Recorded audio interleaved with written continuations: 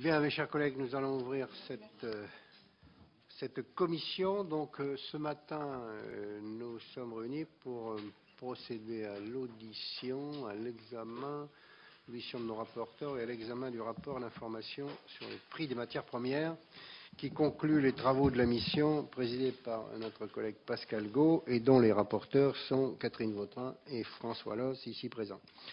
Donc, je rappelle que cette mission a été lancée en février dernier afin de participer à la réflexion menée dans le cadre de la présidence française du G20 sur les moyens de remédier à la hausse et à la volatilité des prix des matières premières. En effet, l'envolée des prix des matières premières, notamment énergétiques et agricoles, depuis le milieu de la décennie 2000 et la forte instabilité de leurs cours sont une source de préoccupation majeure, tant pour les pays producteurs que pour les pays consommateurs. Donc, outre la présidence et les rapporteurs, 5 commissaires ont composé la commission. Yannick Févenec, Jean-Pierre Nicolas et Francis Saint-Léger pour le groupe UMP, Jean-Louis Gagnère pour le groupe SRC et Daniel Paul pour le groupe GDR. Voilà, donc arrivé au terme de ces travaux, la mission, je pense, j'espère, répondra aux deux séries de questions suivantes. À quel facteur peut-on attribuer l'instabilité des prix des matières premières ? Quelles solutions peuvent être préconisées pour améliorer le fonctionnement des marchés mondiaux des matières premières ? Donc, sans plus tarder, je vais laisser la parole. Alors, vous organisez, Madame la Présidente. C'est Madame Gau. Et puis, oui, je vais commencer après Madame Vautrin et Monsieur Loos sur la partie énergie et Madame Vautrin sur la partie agricole. D'accord. Alors, deux mots quand même par rapport à cette mission. Donc, c'est une mission qui a mené 90 auditions, qui a notamment rencontré les plus grands responsables des places de marché, les principaux régulateurs des grandes entreprises mondiales, comme Rio Tinto, comme Rhodia, comme Eramet, comme Nexan. Et puis également, nous avons rencontré des spécialistes tant des marchés physiques que des marchés financiers, parce que les deux aspects sont particulièrement importants dans cette mission. Également des représentants de la Commission des affaires, la Commission européenne, la Banque mondiale, le FMI et le FAO, ainsi que l'Agence internationale de l'énergie.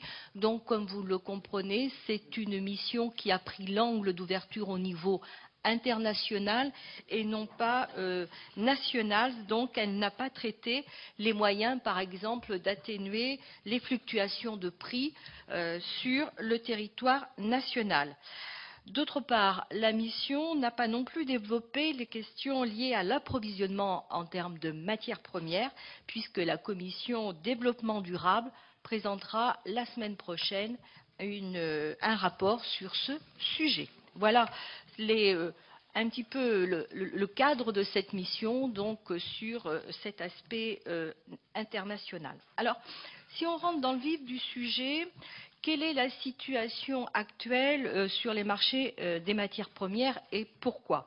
D'abord, on peut dire que depuis les années 2000, les principales matières premières ont toutes connu une hausse importante de leur cours, conjuguée avec une forte volatilité. Et par définition, la volatilité, ça veut dire aussi bien de la hausse que de la baisse.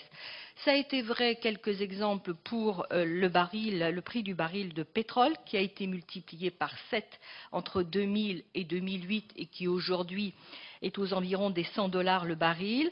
Ça a été vrai pour le gaz naturel qui a explosé, c'est le cas de le dire, de près de 80% entre 2007 et 2008. Après une baisse.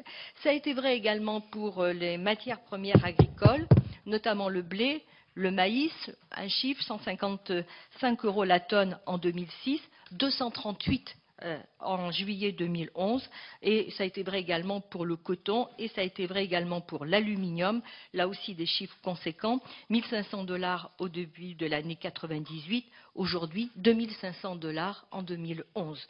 Donc vous le voyez, des hausses assez fulgurantes, mais comme il y a de la volatilité, des baisses tout aussi fulgurantes, puisque il y a eu une crise à ce moment-là. Depuis 2008-2011, le cours des matières premières a baissé 3 fois plus vite que lors d'un cycle moyen, en 4 fois moins de temps que d'habitude. Et donc, voilà, aujourd'hui, ça augmente et ça baisse aussi très rapidement. 3 facteurs peuvent expliquer cet état de fait. D'abord, le premier, c'est la hausse de la demande mondiale en matières premières. C'est la demande croissante des pays émergents, et notamment de l'Asie, qui consomme de plus en plus sur la demande mondiale de produits de base. Et puis, on note également une plus grande synchronisation des cours des matières premières avec les mouvements des marchés boursiers. Et ce phénomène-là est confirmé par le FMI.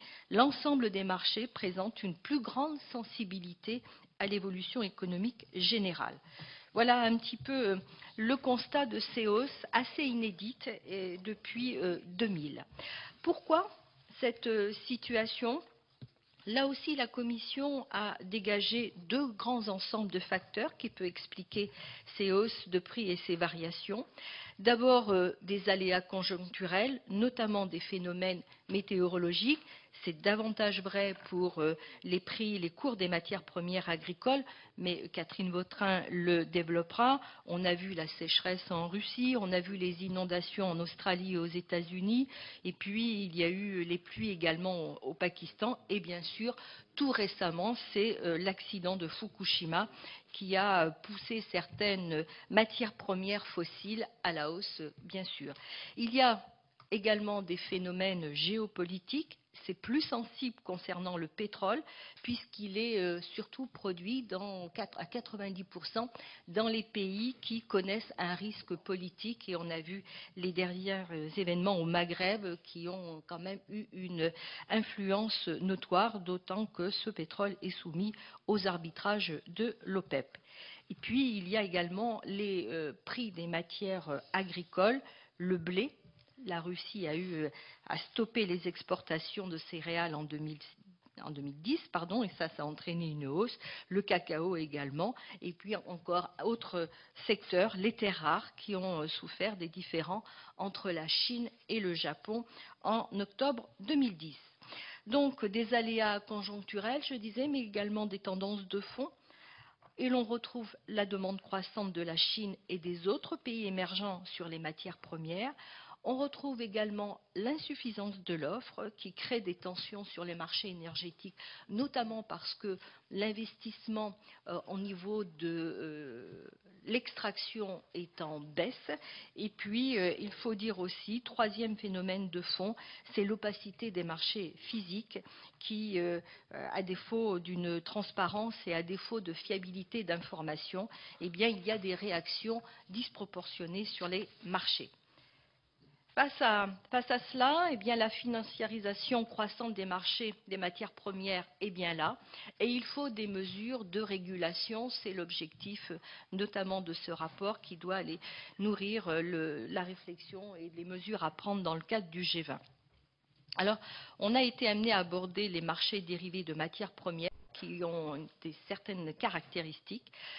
On a relevé que ce sont des marchés qui sont de plus en plus concentrés, et notamment on voit l'importance que prennent les bourses chinoises comme Dalian, comme Shanghai, comme Shenzhou et comme les bourses anglo-américaines d'une manière générale qui deviennent de plus en plus influentes.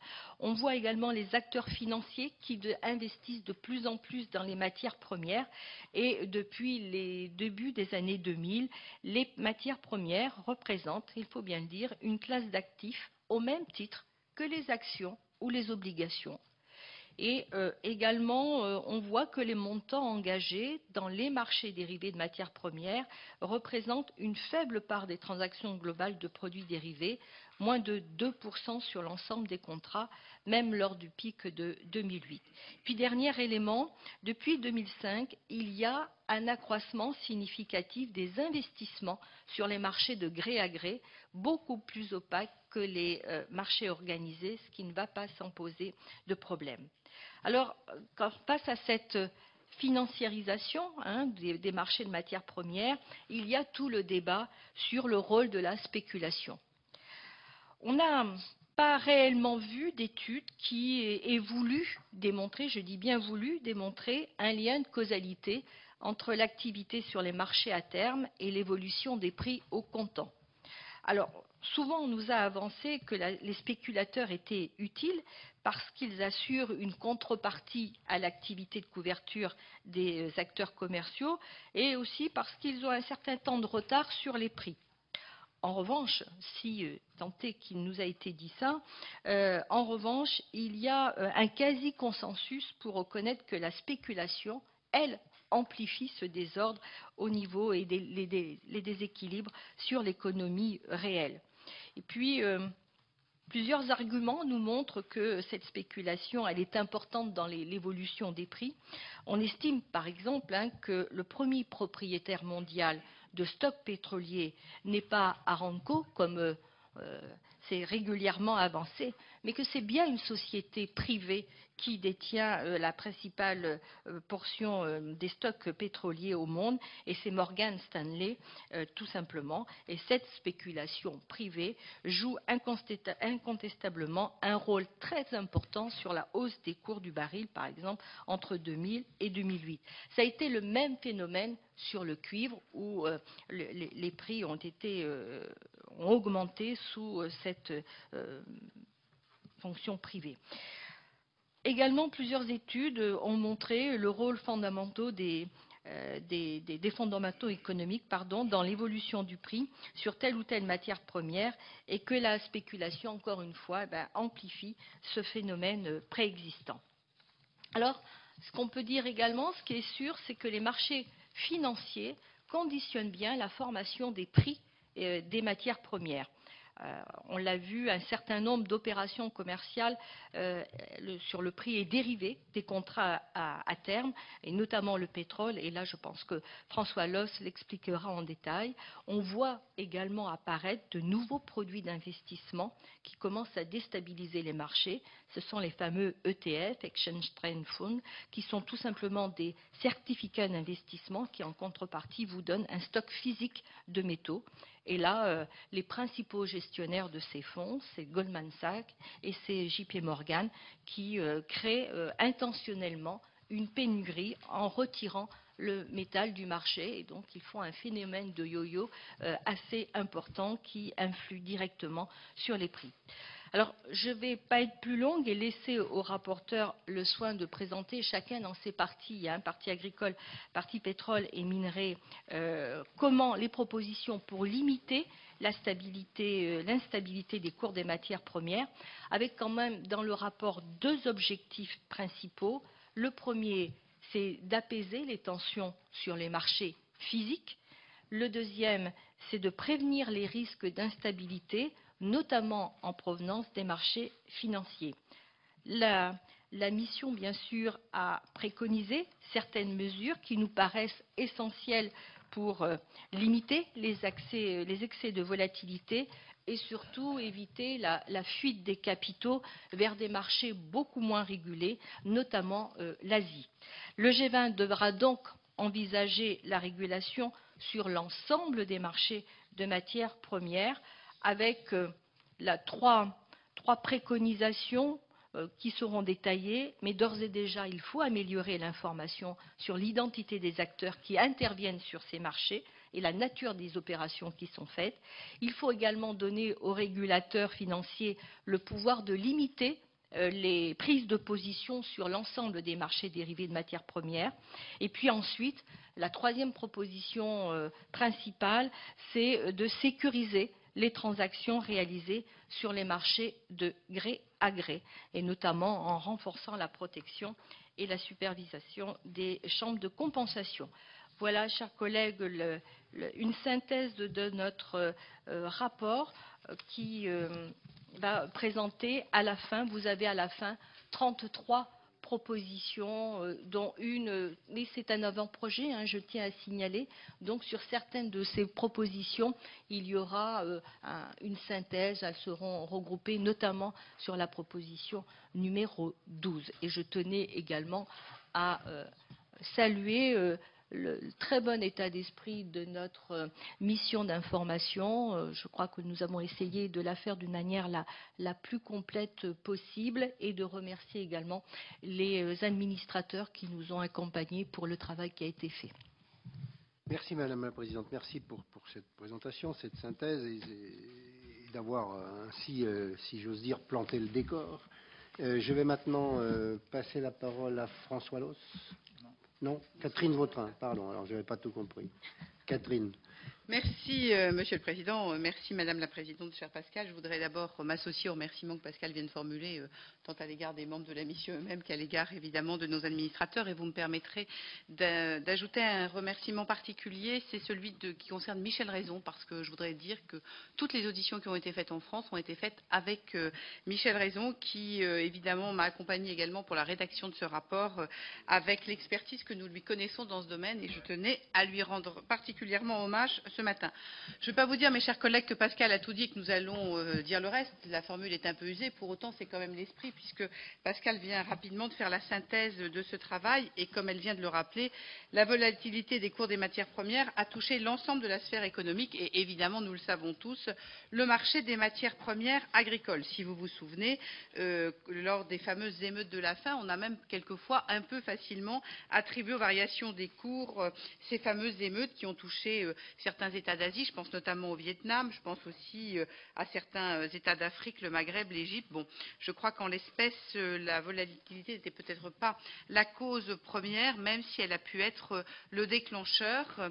Et incontestablement, les variations des prix des matières premières agricoles ont revêtu une importance qu'elles n'avaient pas eue il y a encore quelques années, ne serait-ce que par la brutalité de l'évolution des écarts, qu'il s'agisse de hausse ou de baisse. Alors, deux phénomènes nous paraissent importants. Le premier phénomène, qui est ancien, c'est la fameuse loi économique de King, suivant laquelle une petite évolution de volume entraîne de fortes variations de prix. Le second phénomène, plus récent, est évidemment appelé à prendre de l'ampleur avec le temps. C'est la rapidité de la diffusion des informations qui, quelque part, combinée avec la perméabilité des marchés, conduit à un impact général des hausses ou des baisses des cours d'une ampleur qui était ignorée jusqu'à maintenant.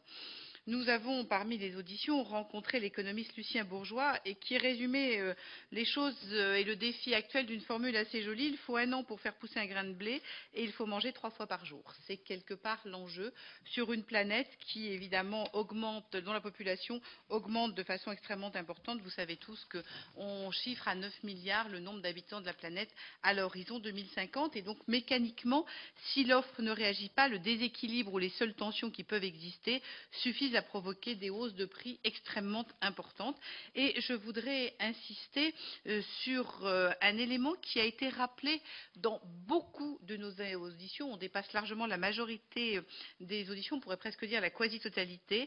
La volatilité des cours des matières premières et notamment agricoles, pour beaucoup de nos interlocuteurs, a peu à voir avec la spéculation. Et quelque part, cette spéculation amplifie incontestablement un phénomène, mais le phénomène est préexistant.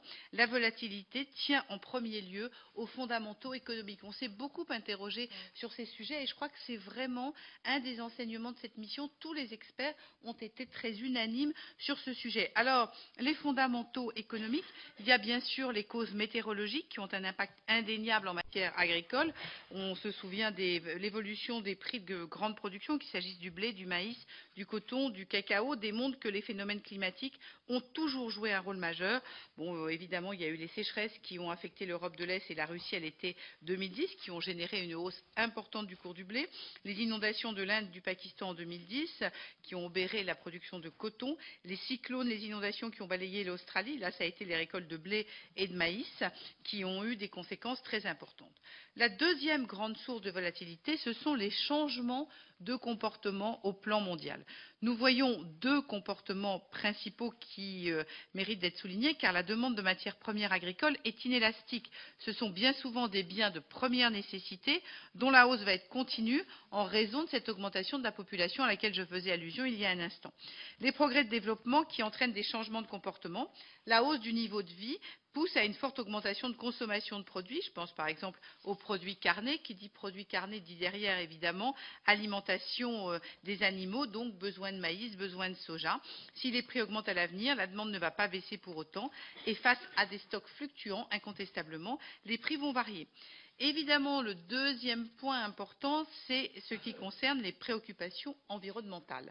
Et là, elles poussent évidemment à un développement des énergies alternatives au détriment des énergies fossiles. François Allos va dans quelques minutes intervenir notamment en ce qui concerne le pétrole et il est clair dans ce cadre que le développement du bioéthanol a conduit par exemple les États-Unis à affecter près de 40% de leur production de maïs à la fabrication de bioéthanol. Si l'on excepte le riz, sur 1730 millions de tonnes de céréales produites au niveau mondial, 293 millions de tonnes sont utilisées à des fins industrielles, soit un sixième. Alors s'il faut relativiser l'impact de cette évolution sur la volatilité des prix agricoles, parce que dans le même temps, les rendements ont augmenté de même que l'étendue des surfaces cultivées, on doit pour autant la garder présente à l'esprit. Cette nouvelle finalité, celle des agrocarburants de certains produits agricoles, en particulier des céréales, peut pousser les prix à la hausse, mais vos rapporteurs ont souhaité relativiser les critiques adressées à cette nouvelle fonction, d'une part parce que le développement des agrocarburants est essentiel non seulement pour pallier le manque d'énergie fossile à l'avenir, mais aussi pour préserver au mieux l'environnement, et je pense également à tous les coproduits qui sont extrêmement importants, et tout cela permet aux pays en voie de développement d'assurer en partie leur indépendance énergétique. C'est dire si l'enjeu est majeur et à notre avis, ce qui importe, ce sont moins les niveaux de production des agrocarburants que la manière dont ils sont fabriqués. À cet égard, il convient de développer les recherches sur les biocarburants de deuxième génération, c'est-à-dire issus non de ressources alimentaires, mais de produits lignocellulosiques, le bois, les feuilles, les déchets de végétaux, qui au surplus utilisent des techniques de production non polluantes, donc en préservant la couche d'ozone. Et je crois qu'il est important de préciser que le détournement de production de céréales au profit des agrocarburants ne doit pas être appréhendé de manière purement arithmétique. Et c'est d'ailleurs ces éléments qui nous ont conduits à revenir sur cette fameuse proposition numéro 12 qui a été biffée, parce que des études ont déjà été menées à la fois par certaines agences américaines et par des universitaires, et que le G20 agricole qui s'est réuni en juin dernier a pris la décision de porter son attention sur les liens entre volatilité des prix agricoles et impact des biocarburants. C'est la raison pour laquelle nous pensions que demander une ultime mission à Bruxelles ne nous semblait pas un élément important. Et c'est d'autant plus vrai que si 40% de la production de maïs américain est utilisée pour les biocarburants, les rendements ont dans le même temps considérablement augmenté sous le double effet d'une meilleure productivité et d'une extension des surfaces des terres cultivées. On estime que les États-Unis produisent actuellement 3 milliards de boisseaux de plus qu'il y a 5 ans, compensant quelque part le changement de destination qui a pu être constaté. En troisième lieu, certaines variations des cours de matières premières sont dues à des décisions politiques, certaines étant prises d'ailleurs à la suite de difficultés climatiques. Je faisais allusion aux incendies en Russie à l'été 2010. Vous vous souvenez qu'en août 2010, le Premier ministre russe d'alors, Vladimir Poutine, avait décidé de fermer les frontières de son pays, de suspendre toute exportation de céréales, principalement de blé, entre le 15 août et le 31 décembre 2010. Et à ce moment-là, évidemment, ça a un impact immédiat sur les cours. Ça a entraîné, pour être très concrète, une augmentation de 60 cents le boisseau de blé sur le marché de Chicago. Donc, quelque part, le rôle du politique n'est pas nouveau dans l'évolution volontaire ou non des prix agricoles, mais elle a des conséquences importantes. C'est également le cas de la Chine sur le marché du riz, où vous vous souvenez tous cet hiver de l'importance des problèmes politiques en Côte d'Ivoire sur le cours du cacao. D'ailleurs, en matière de cacao, ces incidences sont tellement importantes que lors de nos auditions, nous avons rencontré l'un des géants de l'agroalimentaire utilisant beaucoup de cacao, nous expliquant combien dans sa stratégie d'entreprise, il envisageait de réfléchir à sa propres sources de production. En d'autres termes, de réfléchir à des acquisitions lui permettant, pourquoi pas, de maîtriser son destin en matière de matières premières. Quatrième cause de la volatilité des prix agricoles, et il ne faut pas s'en cacher, ce sont les décisions d'ordre économique qui ont pu être prises au fil des années. Je veux parler de l'attitude de l'OMC, qui a consisté à libéraliser la plupart des marchés au plan mondial, et incontestablement, ça a favorisé la volatilité des prix agricoles. L'impact de ces décisions est d'autant plus fort que si l'on prend en considération le seul marché des céréales, les échanges internationaux sont peu importants au regard des volumes de production. Si l'on examine la situation française, la libéralisation des marchés prise dans le cadre de la PAC a eu un impact indéniable au niveau de l'Union européenne, mais également au-delà, avec la disparition d'instruments de stabilisation, de prix d'intervention, de prix de seuil et de certains autres instruments de régulation. Et tout cela, là encore, les experts entendus ont été assez unanimes pour d'ailleurs utiliser une expression qui est assez symbolique, qui est l'idée d'importer de la volatilité.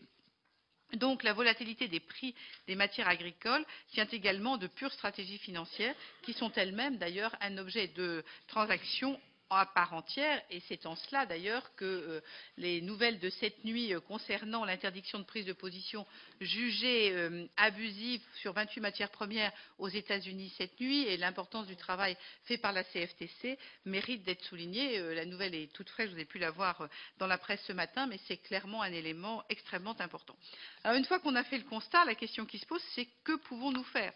Alors, ce qu'on peut dire, c'est que les efforts pour assurer une stabilité des prix des matières premières, notamment agricoles, ne sont pas nouveaux, puisque nos administrateurs, recherchant un peu, nous rappelaient le travail de l'économiste argentin Prebisch, qui, en qualité de premier secrétaire général de la CNUSED, on était dans les années 60, il mettait déjà en avant le fait qu'une volatilité trop importante des cours des matières premières faisait courir aux États. Et de la même façon, Ezekiel, dans un article publié, tenez-vous bien, en 1938, avait déjà légitimé les mesures temporaires suspendant la concurrence, comme les subventions, les quotas ou l'instauration de droits de douane, si l'on souhaitait véritablement lutter contre de trop fortes fluctuations de prix. Alors évidemment, vos rapporteurs ne vont pas vous dire que nous allons retourner au début du XXe, peut-être pas tout à fait le contexte actuel. Pour autant, nous pensons qu'il y a plusieurs éléments que nous pouvons regarder. La première voie qui nous semble importante, c'est celle des modalités de stockage. Le fait de constituer des stocks stratégiques de blé, de maïs ou de sucre peut permettre, lorsque des tensions sont trop fortes, de relâcher ces tensions sur le marché en répondant plus efficacement à l'offre existante. Je vous prends un exemple sur le marché du sucre. Il ne vous a pas échappé qu'une des conséquences de la crise depuis 2008 a été que, par exemple, le Brésil, qui consomme énormément de canne à sucre pour la production de l'éthanol, a construit moins d'usines eu égard aux problèmes financiers qu'a connu ce pays en raison de la crise. Eh bien, immédiatement, vous avez eu une tension extrêmement forte sur le marché du sucre et l'hiver dernier, certains pays, y compris d'Europe, ont connu des difficultés d'approvisionnement en matière de sucre. Donc on voit bien quelque part que si on a une capacité à avoir une idée de stock tampon et de capacité de stockage, il y a là clairement des réponses alternatives. Alors cette idée a été avancée par le G20 agricole au mois de juin dernier. C'est quelque part pour la France quelque chose de très novateur puisque nous vivons dans un pays où la logique du stock zéro a longtemps été la règle, la baisse des prix n'incitant pas à stocker, mais au contraire à vendre dans l'immédiat afin de réduire au maximum d'éventuelles pertes futures. Aujourd'hui, chacun convient qu'il faudrait accroître les capacités de stockage, ne serait-ce que pour la France, de 5 millions de tonnes, notamment pour les céréales. Je me permets de vous rappeler qu'actuellement, la capacité de stockage en France est de 50 millions de tonnes. Il conviendra évidemment pour cela de travailler à tous les stades, y compris d'ailleurs sur la réglementation sur les stylos de stockage, sans bien sûr compromettre les notions de sécurité pour les populations environnantes et pour les personnels qui y travaillent.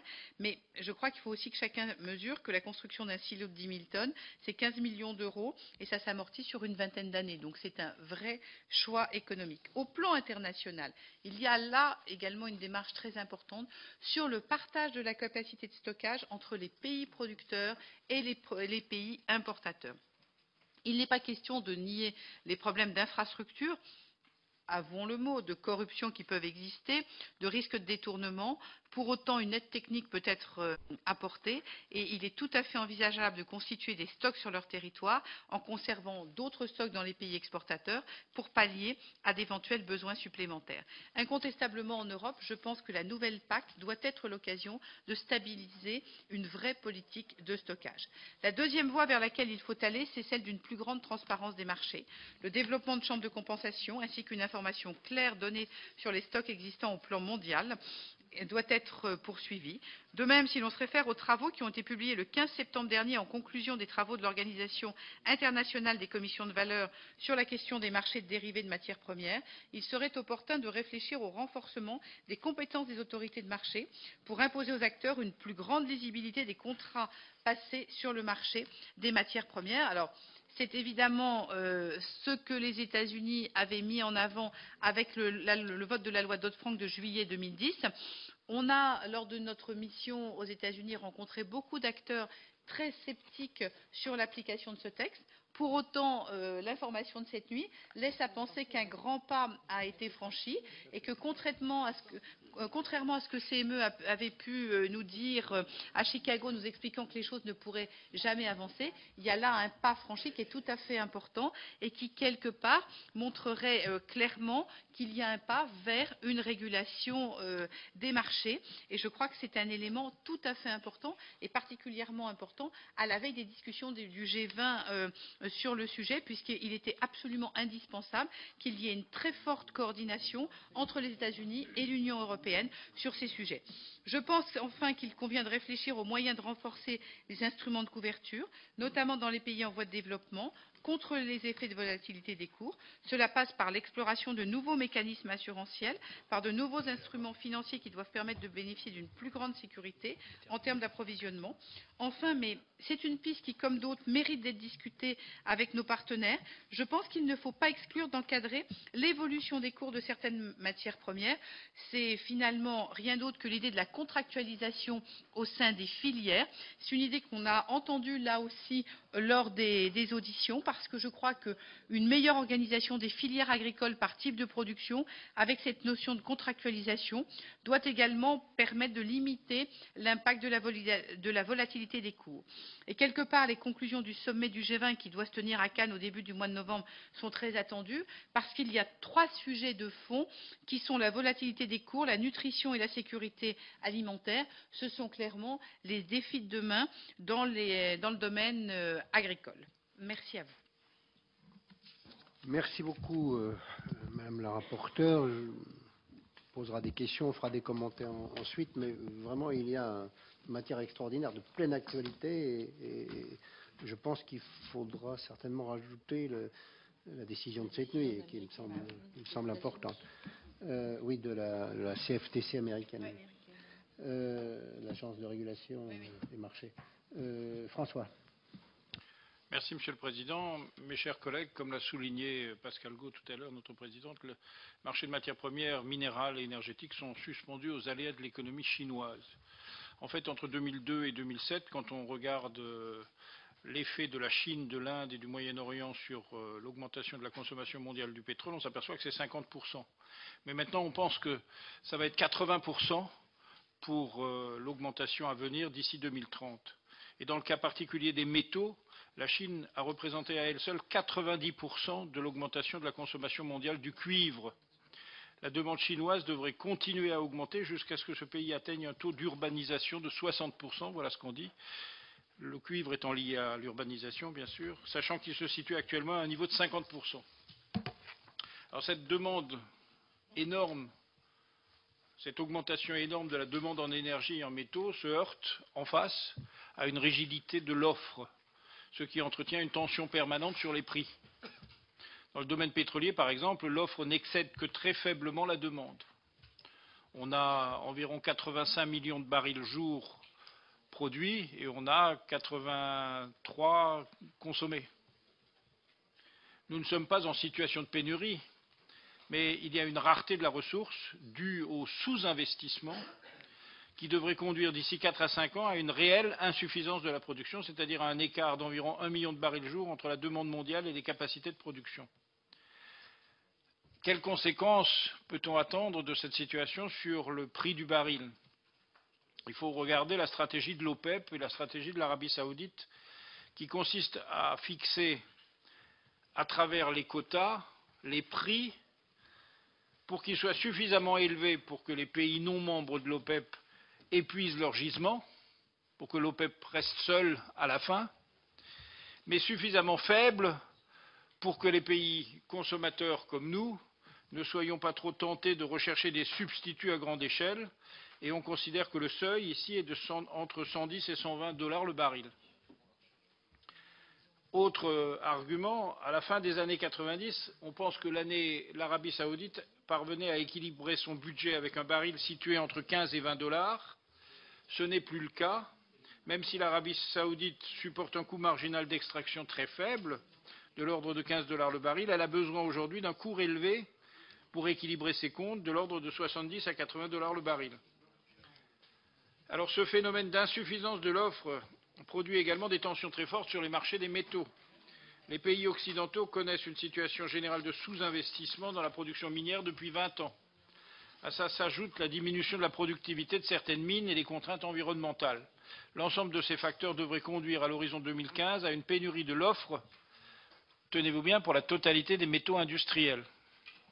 Face à cela, l'Europe a défini en 2008 une stratégie pour améliorer l'accès aux matières premières et la France comme l'Allemagne ont créé des structures spécialisées pour l'approvisionnement en matières premières. Mais nous formulons plusieurs propositions destinées à améliorer l'approvisionnement en Europe, entre autres, mieux faire respecter les règles de l'OMC, conclure des accords avec les pays riches en ressources, élaborer une stratégie concertée entre l'État et les industriels. Alors, les tensions entre l'offre et la demande sont accentuées par l'opacité des marchés physiques et le manque de régulation de ces marchés.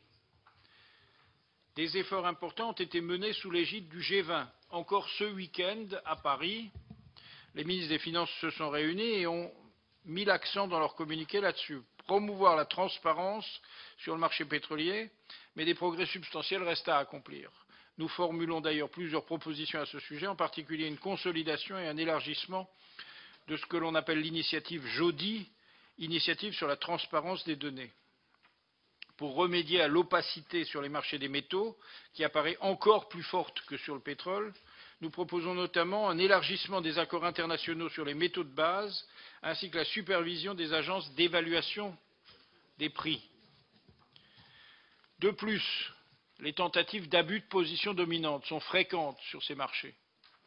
La plus emblématique et la plus connue est la réalisation du corner que les frères Hunt ont fait sur le marché de l'argent entre 1973 et 1980. Eh bien, nous proposons d'instituer des règles de prévention des conflits d'intérêts, de créer une base de données européenne répertoriant certains contrats physiques et d'étendre les prérogatives du régulateur financier. Vous comprenez que ces marchés, ce sont des marchés au gré à gré et que la régulation, pour qu'elle puisse avoir lieu, nécessite un marché organisé. Alors, la troisième partie du rapport analyse l'impact de la financiarisation des marchés sur la fluctuation des prix et propose un certain nombre de mesures pour réduire le risque d'instabilité. Une question fondamentale à laquelle nous avons été confrontés a été d'évaluer le rôle de la spéculation, plus généralement des marchés dérivés, sur la fluctuation des prix. Madame Gault en a déjà parlé. En premier lieu, je voudrais vous rappeler deux caractéristiques fondamentales des marchés dérivés de matières premières. Les acteurs financiers ont massivement investi dans les matières premières depuis le début des années 2000, à telle enseigne que les matières premières sont devenues une classe d'actifs à part entière, au même titre que les actions ou les obligations. C'est récent. La finance occupe une place disproportionnée par rapport aux fondamentaux économiques. Le ratio des contrats à terme sur les contrats physiques, tenez-vous bien, atteint 35 sur le marché du pétrole, 32 par exemple sur le marché de l'aluminium. Cela a pour conséquence un parallélisme plus marqué entre les cours des matières premières, les cours des actions, mais également entre les cours des matières premières elles-mêmes, et donc parallélisme entre le cours du pétrole et le cours des matières premières agricoles, par exemple. Alors, sur le rôle de la spéculation, deux faits saillants ressortent de nos auditions. Aucune étude économique n'a pu démontrer un lien de causalité entre l'activité sur les marchés à terme et l'évolution des prix physiques. Tous les financiers nous le répètent comme un dogme de leur profession, c'est pas nous, qui causons la hausse des prix. Il y a d'études qui le démontrent. Alors les arguments qui nous sont donnés, c'est que les spéculateurs présentent une utilité, car ils assurent la contrepartie à l'activité de couverture des acteurs commerciaux, c'est-à-dire que les uns ont la matière première, les autres ont la finance, donc il faut la finance. Mais les spéculateurs ont souvent un temps de retard sur les prix, ce qu'on peut observer aussi de temps en temps. Alors, par contre, un quasi-consensus s'est formé pour reconnaître au marché à terme un rôle d'amplificateur des déséquilibres résultant de l'économie réelle. Toutefois, si la spéculation n'entraînait pas de hausse des prix, quel serait l'intérêt des sociétés financières à stocker du pétrole et des métaux? S'il n'y avait pas d'effet à leur spéculation, pourquoi le feraient-ils? Mais s'il faut rester prudent, car les informations disponibles, même s'il faut rester prudent, car les informations disponibles demeurent imprécises, on estime aujourd'hui que le premier propriétaire de stocks pétroliers n'est pas Aramco, la compagnie pétrolière arabe, ou n'est pas ExxonMobil, ou n'est pas Total, mais une autre compagnie, mais une société financière privée, en l'occurrence Morgan Stanley. Le premier propriétaire de stocks de pétrole, c'est Morgan Stanley. Et puis, par ailleurs, on a deux sociétés financières, Goldman Sachs et JP Morgan, bien connues, ont racheté une grande partie des 600 entrepôts mondiaux de stockage agréés par le London Metal Exchange. C'est-à-dire que pour savoir qui achète et qui vend, le mieux c'est d'être propriétaire des entrepôts. Pourquoi Goldman Sachs achète des entrepôts? C'est sûrement pas parce qu'il a une politique de logistique, c'est parce qu'il a une politique de connaissance fine des marchés des matières premières. Alors la spéculation a incontestablement joué un rôle important dans la hausse des cours du baril de pétrole entre 2000 et 2008. Il en va de même pour le cuivre. En tout état de cause, le rôle des marchés financiers est fondamental car le prix d'un certain nombre d'opérations commerciales, notamment le prix du pétrole physique, est dérivé du prix des contrats à terme. Alors, par ailleurs, de nouveaux produits financiers d'investissement commencent à déstabiliser les marchés. Ce sont les ETF, qui sont des certificats d'investissement qui ont comme contrepartie un stock physique de métaux. C'est-à-dire vous achetez un certificat de propriété et le métal correspondant est mis en réserve. Autrement dit, plus de gens vont acheter du métal physique mis en réserve, thésaurisé, plus le métal disponible pour l'utilisation industrielle diminue, et donc plus son cours va être à la hausse. Alors les principaux gestionnaires de ces fonds, Goldman Sachs et JP Morgan, créent intentionnellement de la pénurie en retirant le métal du marché, en le vendant à leurs clients. Alors ces observations nous ont conduit à proposer un éventail de mesures destinées à améliorer le fonctionnement des marchés, tant sur le plan de l'information que de la régulation. Nos propositions s'organisent autour de deux objectifs. Premier objectif, apaiser les tensions sur les marchés physiques. Trois outils essentiels: améliorer l'approvisionnement de l'Europe en matières premières, réduire l'opacité des marchés physiques, instituer un minimum de régulation sur ces marchés, qui sont moins régulés en Europe qu'aux États-Unis. Deuxième objectif, prévenir les risques d'instabilité en provenance des marchés financiers. Là encore, deux outils essentiels.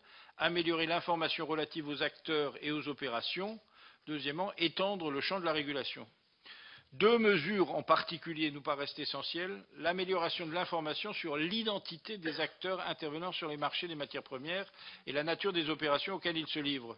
C'est pourquoi nous proposons d'instituer une obligation de déclaration des opérations régulées sur les marchés à terme auprès d'un registre central. Vous comprenez, on ne peut pas fixer les mêmes limites de position à un acteur qui est consommateur de matières premières ou consommateur à terme de matières premières, ou à un acteur qui ne fait que de la spéculation pour son produit. La deuxième mesure essentielle consiste à conférer le pouvoir aux régulateurs financiers de fixer des limites de position sur l'ensemble des marchés dérivés de matières premières.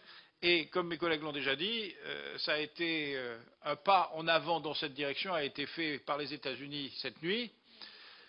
Aujourd'hui, nous avons une position européenne qui est d'aller dans ce sens-là. Encore faut-il distinguer les différentes sortes d'opérateurs et savoir à chaque sorte d'opérateur comment on fixe la limite de position concernant le métal donné. Et puis, en Europe, c'est notre position. Aux États-Unis, c'est la position et on est très content. Il n'y a que les Anglais qui sont contre et qui disent que leur régulation à eux fonctionne très bien sans avoir de limitation de position. Donc, il reste ce détail à régler au niveau européen. Pour conclure, mes chers collègues, j'insisterai sur le fait que si l'on veut éviter une fuite de capitaux vers d'autres marchés, notamment asiatiques, il est impératif de définir une stratégie coordonnée à l'échelle internationale. C'est pourquoi, lors du sommet de Cannes, les 4 et 5 novembre prochains, qui a été préparé par les rencontres des ministres des Finances ce week-end à Paris, nous préconisons que le G20 missionne le Conseil de stabilité financière pour coordonner l'action de régulation sur l'ensemble des marchés des matières premières. Donc, d'un côté, l'information, les limites de position et la régulation encore coordonnée au plan international. C'est ce que le G20 devrait décider le 4 et le 5 novembre prochain. Merci de votre attention. Merci, mes chers collègues. Je crois que voilà une présentation d'un énorme rapport de pleine actualité et d'une importance cruciale, tant au plan français qu'au plan européen qu'au plan mondial. Je crois que c'est le premier rapport que l'on a à l'Assemblée sur ces questions de matières premières. Je pense que ce sera une référence. Bien sûr, non, mais je vous le dis parce que c'est vraiment un sujet fondamental mondial. Alors, effectivement, je vous dis tout à l'heure, avec l'actualisation de la décision qui est importante de cette commission-là, Future Trading Commission, la CFTC américaine, qui d'ailleurs n'a certainement pas été prise facilement à l'arraché, derrière la réforme de Wall Street, qui est le fameux Dodd-Frank Act. Et c'est vraiment fondamental parce que derrière, il y a la position du G20, il y a ce que vous préconisez dans le rapport, donc ce que nous allons, nous, au niveau de l'Assemblée, préconiser. Tout ça est quelque chose qui est vraiment en cohérence. Oui, tout à fait. C'est une bagarre importante. Donc nous sommes vraiment en plein sujet d'actualité. Et puis moi, j'ai cette stratégie cette stratégie des entrepôts pour les grands groupes est quelque chose qui est vraiment quelque chose qui nous frappe vraiment, là, qui nous fait comprendre beaucoup de choses. Alors, je vais passer la parole au groupe. Michel Raison pour l'UMP. Merci, Monsieur le Président. Je voudrais, comme vous, commencer par féliciter la présidente et ses rapporteurs sur ce travail de grande qualité, parce que, en effet, vous avez auditionné 90 acteurs, mais pas n'importe quel acteur, des acteurs influents dans le domaine de la matière première, des acteurs de haut niveau. Et ce rapport est très politique au sens noble du terme. Il n'est pas politicien, mais politique au sens noble du terme, parce que nous avons là un débat qui va se passer entre les deux extrêmes de ce que j'appelle les intégristes du marché, et les plus régulateurs et les plus propices à réguler au maximum le marché. Et ça, c'est très important parce que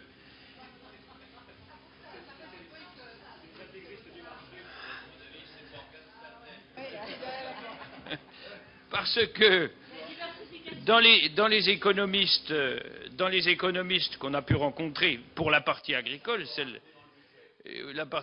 en effet, les économistes et les conseillers en économie des différents pouvoirs du monde ont une grande influence dans la façon dont l'économie se déroule.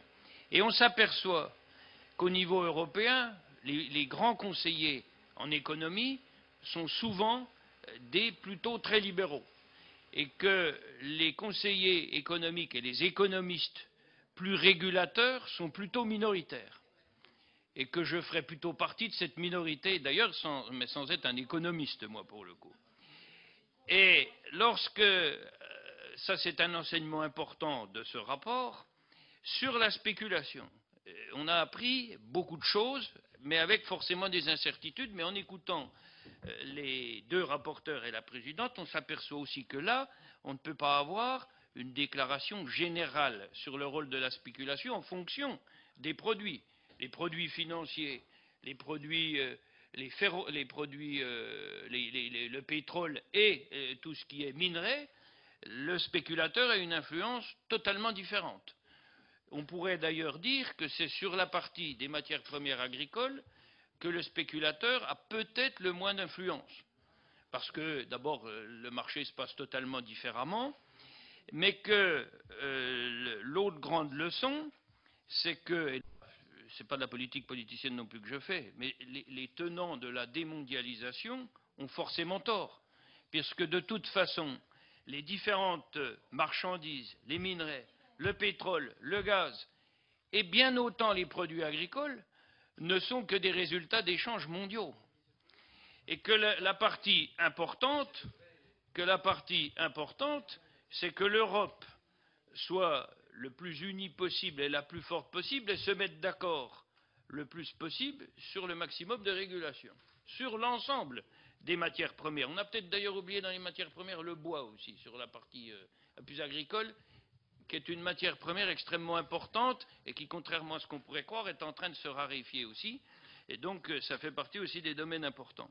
Et si je dis que l'Europe doit être plus puissante en matière de régulation, c'est aussi pour que, lorsque les négociations de l'OMC ont lieu, l'Europe pèse son vrai poids. Parce que c'est ce dont on souffre aussi au niveau mondial, c'est que l'Europe, pendant les négociations de l'OMC, est plutôt généralement assez timide. Donc c'est ce qu'on pourrait aussi dire au sein de notre commission, une Europe plus forte et plus ferme dans les négociations de l'OMC, mais avant d'être plus fort et plus ferme, il faut au moins se mettre d'accord sur la façon dont on pourrait réguler l'ensemble de ces marchés. Le mot qui a été beaucoup employé aussi, comment voulez-vous organiser des stocks, réguler des marchés, si on n'a pas de transparence dans la connaissance de la production et des stocks de ces matières premières? Et l'opacité est un frein extraordinaire à la régulation des marchés. Donc il faut lutter déjà contre cette opacité pour pouvoir fixer des règles de régulation. Si on revient plus spécifiquement à l'agriculture, on a observé année après année, et on a été nombreux dans cette commission à le dénoncer, c'est la perte de nos systèmes de régulation. Et Dieu sait si le marché des matières premières agricoles a besoin plus que d'autres d'être régulé, puisque la particularité du marché agricole, c'est une offre très fluctuante et une demande relativement fixe. C'est-à-dire que la demande, elle augmente, mais de façon régulière, elle augmente avec l'augmentation de la population. Mais elle n'augmente pas de façon brutale et variable comme dans d'autres domaines. Donc elle a forcément besoin de beaucoup plus de régulation et petit à petit, eh bien, on a mis à mal nos systèmes de régulation. Et moi, je conclurai en disant que je comparerais la façon dont on doit réguler l'économie à la façon dont on doit maîtriser la nature. Parce qu'on a en économie les intégristes du marché et on a en environnement les intégristes de la nature. Et ils sont aussi nuisibles l'un que l'autre. C'est-à-dire que si vous laissez la nature intacte, l'homme finirait par mourir. Et si vous laissez l'économie se faire naturellement aussi, on finirait tous par mourir. Donc ma conclusion, c'est soyons régulateurs autant avec la nature qu'avec les marchés et l'homme s'en portera mieux. Voilà. Bien, merci. Un homme de bon sens. Jean Gobert pour le groupe SRC.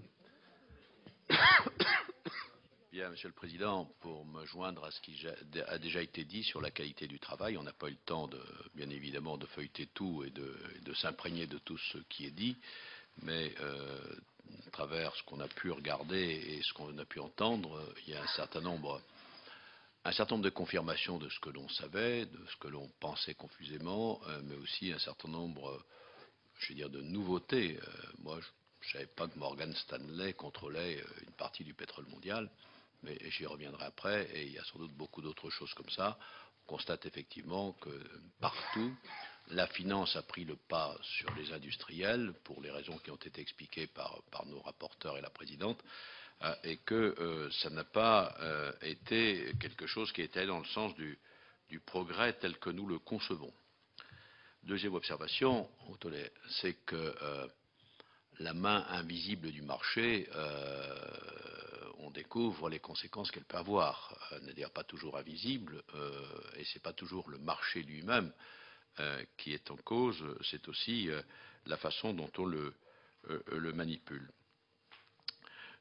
Troisième observation, il faut bien faire la différence entre les fluctuations et les spéculations. Et ça a été fait d'ailleurs par vous tout à l'heure. Et je dois dire que ce que François Loos a évoqué sur les matières premières est extrêmement inquiétant. Il est inquiétant parce que on est devant un mur physique à venir. Et ça, c'est effectivement quelque chose qui pèsera sur nos économies.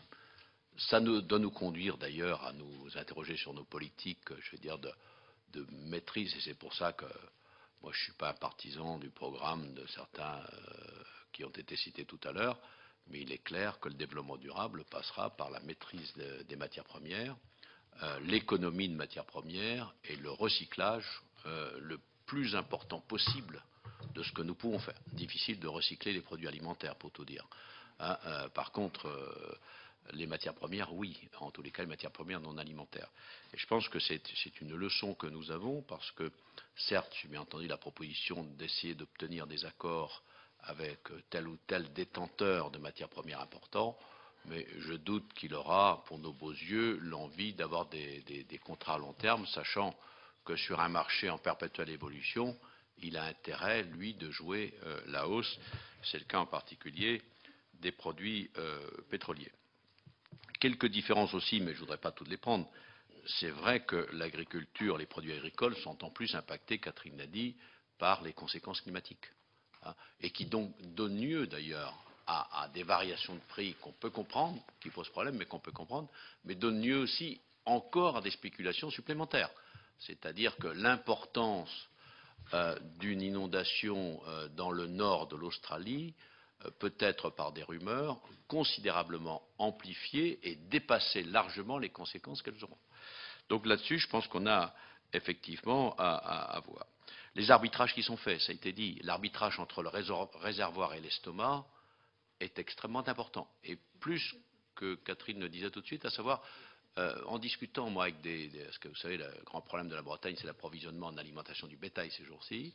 Et au mois de septembre, je discutais avec des opérateurs, ils nous disaient, on ne sait pas encore quel arbitrage va être fait sur la récolte de comment, parce que je demandais quelles sont les perspectives que vous avez d'évolution, mais on ne sait pas quel arbitrage va être fait sur la part de maïs qui va être attribuée, parce que aussi, mais j'ai déjà dit d'autres fois, mais je le pense toujours, les Américains ont inventé le libéralisme, mais c'était pour l'exporter, c'était pas pour le garder pour eux. Et donc, ils arbitrent eux-mêmes la part de maïs qui sera attribuée à la production d'agrocarburants. Et ils disaient, comme on ne le sait pas, on est incapable d'avoir une perspective d'évolution des prix dans les mois qui viennent. On voit donc bien que cette part est extrêmement significative. Mais ça, je veux dire, c'est quelque part lié à la volatilité. Ensuite, il y a la spéculation, qui, bien évidemment, se greffe sur la volatilité, mais qui est une toute autre nature. Et la spéculation est quand même basée sur la confrontation entre celui qui a une assez grande certitude de ce que sont les stocks, de celui qui ne l'a pas. Et ça, c'est, je veux dire, la mise en place des rumeurs. Le principe du spéculateur, c'est quand il a un produit à vendre, essayer de faire vivre la rumeur selon laquelle le prix du produit va monter. Et dès qu'il l'a vendu, c'est de faire vivre la rumeur selon laquelle le produit va baisser pour pouvoir le racheter. Et recommencer l'opération pendant un certain nombre de cas. Moi, je n'ai pas découvert ça hier, mais pas trop avant-hier non plus. J'avais visité une salle de marché de trading d'énergie en 98 ou 99 à Londres. Et les traders nous avaient expliqué que l'essentiel de leur travail n'était pas d'acheter et de vendre.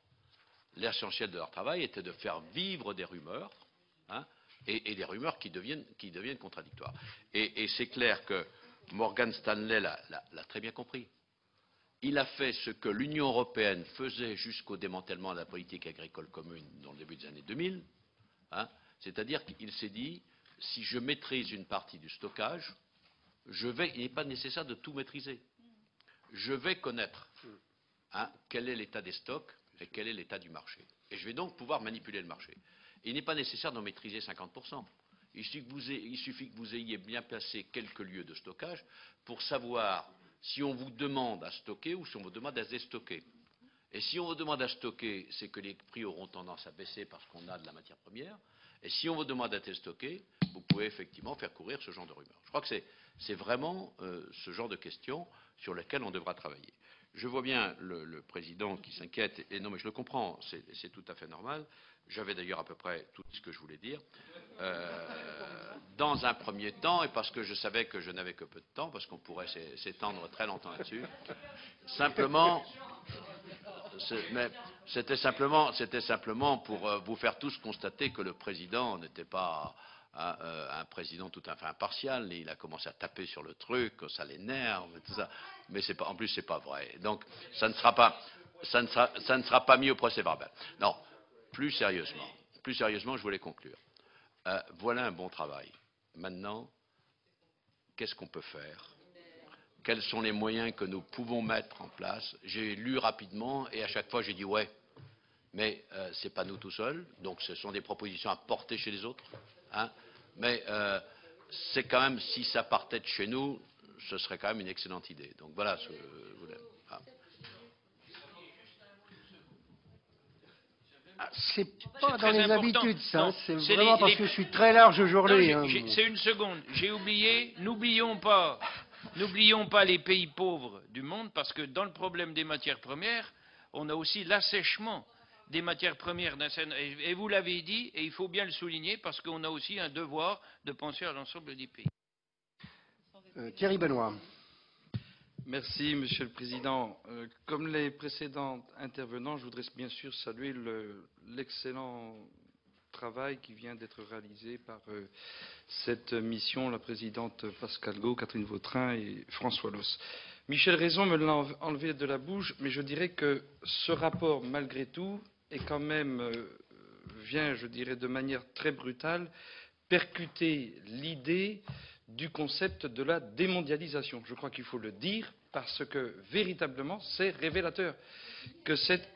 Non, mais moi je pense que les travaux de commission, vous savez, sont importants et les messages qui sont dits ici sont très importants. Je crois en effet qu'on balaye ici, d'un revers de main, le concept de la démondialisation. Il faut le dire. Tous les trois, votre propos, finalement, a eu comme fil conducteur ce que nous savions tous, comme disait Jean Gobert, qu'est-ce qu'on peut faire? Tous les trois, vous avez utilisé le mot opacité, auquel vous venez apporter comme réponse transparence, le mot spéculation, auquel on apporte comme réponse régulation, et moi je dirais financiarisation outrancière des marchés des matières premières, auquel on pourrait apporter comme réponse humanisation des marchés liés aux besoins humains. Moi, mon propos, à partir de ce qui vient de nous être présenté, il va s'articuler autour de trois sujets qui me paraissent essentiels. C'est tout d'abord l'inflation du prix des matières premières agricoles. Deuxièmement, l'enjeu du développement des biocarburants et principalement du bioéthanol. Et enfin, l'instauration d'un accord européen pour réguler les prix des matières premières et les mesures anticoncurrentielles prises par les pays producteurs de pétrole. Donc, pour ce qui concerne les matières premières agricoles, donc, vous évoquez bien qu'à l'échelle mondiale, c'est principalement les catastrophes climatiques, mais aussi la spéculation qui vient finalement déréguler le prix des marchés agricoles. Hein. Et donc, on voit bien que les pays qui ont du mal à s'en sortir, eh bien, ce sont les pays en voie de développement, puisque les pays développés peuvent faire face, eux, aux augmentations tarifaires des matières premières agricoles. Il me semble intéressant de considérer aujourd'hui, par exemple, les moyens d'action dont dispose l'Europe pour plafonner les prix des matières premières agricoles, vitales, lors des périodes de ralentissement des productions, afin de pallier aux problèmes de famine dans les pays en développement. Il est essentiel, à mon avis, de mieux répartir les productions, notamment de céréales, entre les pays développés et les pays en développement. Pour ce qui est du développement des biocarburants et principalement du bioéthanol, je souhaiterais donc revenir sur l'impact du développement donc, du bioéthanol et des biocarburants de façon plus générale sur la consommation donc, de pétrole dans le monde.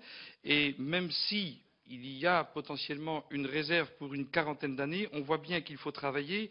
Au-delà de l'impact écologique des biocarburants, leur développement doit permettre de pallier à la raréfaction des énergies fossiles, mais aussi d'apporter des réponses vertueuses. Et moi, j'aurais voulu votre point de vue parce que j'ai quand même une interrogation. Lorsqu'on sait que le développement des biocarburants a des conséquences sur l'augmentation des prix des matières premières agricoles qui participent à leur élaboration, construction des prix, selon une étude, à pas moins de 75% de l'augmentation des prix de certains céréales sont liés aux biocarburants. Ma question, est-ce que vous ne pensez pas qu'il est temps d'encourager plus encore la recherche et le développement des biocarburants dans un but écologique et de distinguer notamment les cultures qui ont une fonction nourricière pour les hommes et pour les animaux, et les cultures que moi je qualifie d'intermédiaires, mais je ne pense pas que le mot soit bien approprié. Cultures intermédiaires qui ont une vocation d'engrais vert ou de couvert végétal tel qu'on le connaît dans nos régions, notamment en Bretagne. Et enfin, le dernier grand sujet sur lequel je voudrais intervenir dans ce rapport, et pour moi c'est un des aspects les plus majeurs de votre rapport, il tourne autour des mesures anticoncurrentielles mises en place par les pays producteurs de pétrole sur les marchés. La limitation de l'extraction quantitative de pétrole alors que les stocks sont présents et que la demande continue d'accroître a un effet dramatique sur la volatilité des prix. Et vous évoquez alors l'intérêt qu'aurait l'Union européenne à s'organiser pour suivre au plus près ces restrictions quantitatives qui faussent le jeu de la concurrence dans le but d'enrichir certains pays. C'est ce que vous évoquiez tout à l'heure. Si cette organisation est possible, un dialogue devrait être instauré avec les pays émergents et l'Europe afin de les contraindre à abandonner ces pratiques.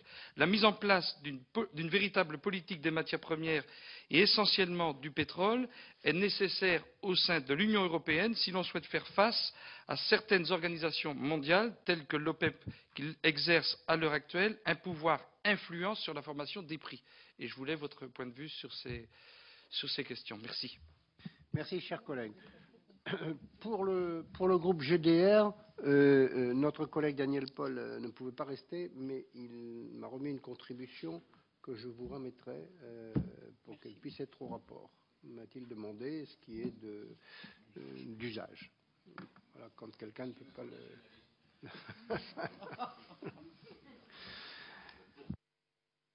Quelques questions à 2 minutes. Frédéric Massa. Merci, Monsieur le Président. Donc, pour ne pas perdre trop de temps, je les félicite rapidement, mais du fond du cœur, parce qu'effectivement, ce travail va nous servir, je crois, pour les mois à venir également. Du point de vue de la forme, serait-il possible que vous annexiez la liste, je n'ai pas su la voir, des personnes auditionnées? Il y en a eu 90, donc je pense que ce serait important, voilà, dans le rapport final. Et du point de vue de la forme également, au niveau de la conclusion, il y a un grand blanc. Donc, je suppose qu'elle va nous arriver aussi, mais c'est vrai que le rapport est très dense. Moi, quelques questions sur la spéculation, parce que c'est vrai que c'est ce qui pose le plus d'interrogations.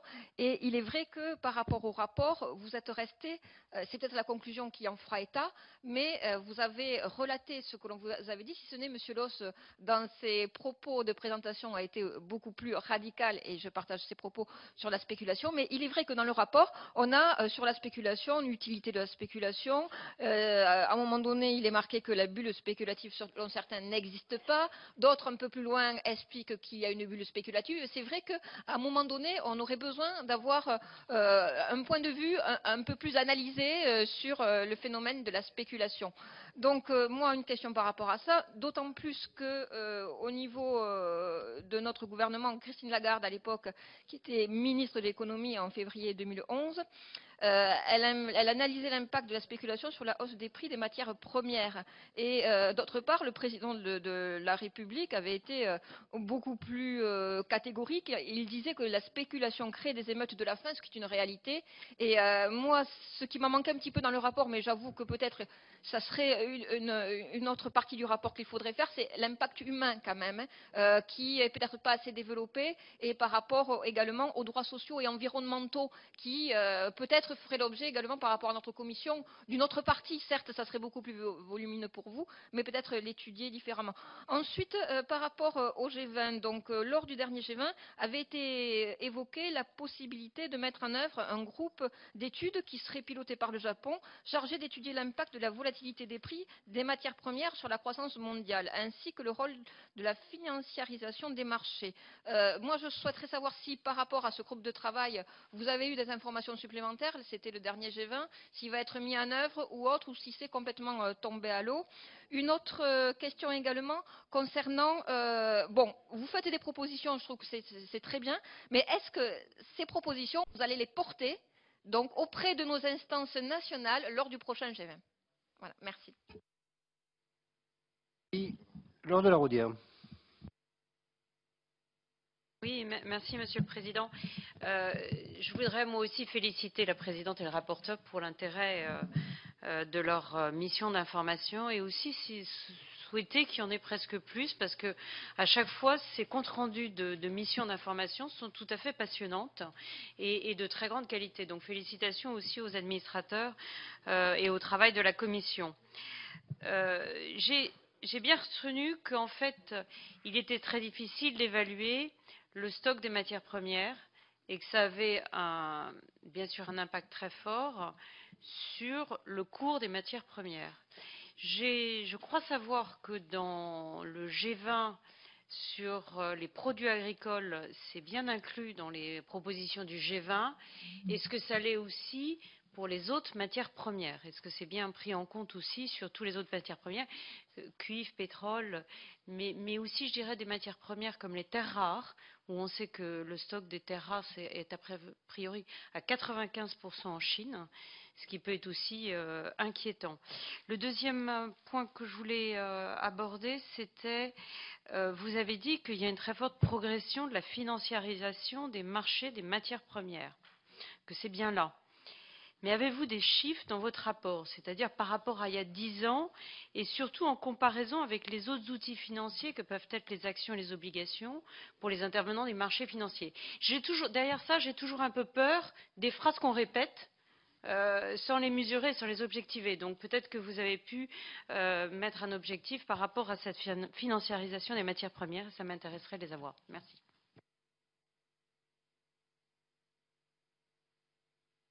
Oui, merci Président. À mon tour, je me joins au compliment du trio qui a élaboré ce rapport, qui est volumineux et qu'on n'a pas pu examiner dans son détail, mais néanmoins il est riche d'enseignements. Et il s'appuie également sur des données historiques remarquables, puisque ça remonte en ce qui concerne les impacts des aléas naturels agricoles aux pluies d'été 1314, qui donne quand même le recul historique nécessaire pour voir les évolutions, et notamment les évolutions climatiques. Si l'on fait la synthèse des 33 propositions dont il est fait grandement mention sur le rapport, en faisant référence bien sûr à l'Union européenne et notamment à la Commission, on comprend que la France ne peut pas faire seule. Donc je suppose que des actions vont être entreprises par notre Parlement pour demander à la Commission européenne de prendre en compte ces propositions. Et concernant ces actions, est-ce que vous savez si d'autres pays ont mené la même démarche? Sur combien de pays peut-on compter pour faire du lobbying sur la Commission européenne? Si la France est isolée dans cette démarche qui est remarquable, je ne pense pas qu'on puisse atteindre l'objectif. Enfin, est-ce que vous avez un horizon de court terme pour ne pas en rester à un rapport de constat, mais l'utiliser comme moyen pour inciter les autres parlements à entreprendre la même voie?